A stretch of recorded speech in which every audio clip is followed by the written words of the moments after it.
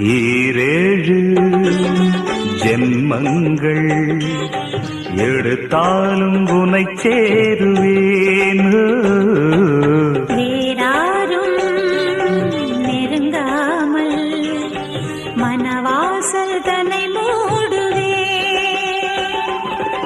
உருவானது நல்ல சிவரஞ்சனி, உனக்காகத்தான் இந்த கீதாஞ்சலி. ராகங்களில் ஆலாபனை,